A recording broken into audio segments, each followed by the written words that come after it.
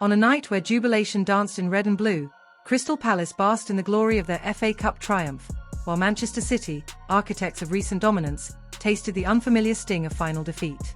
The echoes of Eberechi Eze's early goal still lingered across Wembley, but it was a simmering storm between Dean Henderson and Pep Guardiola that captured the undercurrent of tension beneath the trophy lift. Crystal Palace were not the protagonists most had penned in this final script. Yet their resilience, sharpened by Dean Henderson's nerves of steel, rewrote the narrative. A first-half penalty save against Omar Marmoush was not merely a moment, it was a message. Wembley had chosen its hero, and he wore gloves, not a captain's armband. As the whistle marked the close of 90 bruising minutes and 10 contentious ones beyond, the camera lenses found Guardiola, visibly bristling, confronting Henderson.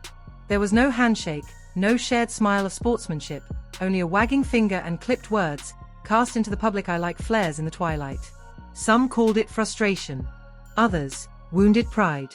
But what unfolded between the Spanish tactician and the English goalkeeper wasn't just post-match theatrics. It was emblematic of a season slipping between City's usually sure fingers. Henderson, in his composed defiance, mirrored everything Guardiola could not control that night. The subplot intensified with whispers of controversy. Had Henderson's challenge on Holland in the first half deserved a red card? Did the injury time, extended to Guardiola's liking, only deepen the wound when it failed to deliver salvation? For City, the statistics mattered less than the symbolism. They had dominated yet fallen, once again. Pep, ever the commander of precision, saw his empire falter. No Premier League glory. No Champions League crescendo.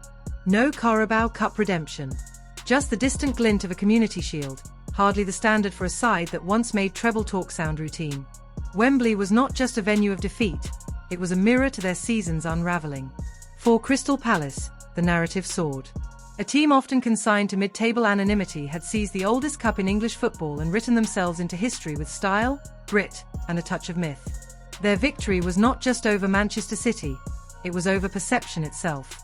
Guardiola's glare at Henderson might have been rooted in passion, in momentary heat, in the bitter cocktail of control lost. But to many watching, it also embodied a growing dissonance, a gap between authority and outcome, between genius and result. Football does not always bow to possession or pedigree. As celebrations erupted and medals were handed out, we find ourselves drawn not just to the winners, but to the clash of human elements behind the spectacle. The gesture of Guardiola, the calm of Henderson, the silence in City's dressing room, all ingredients of a football opera far richer than its scoreline. And yet, we choose a gaze of our own.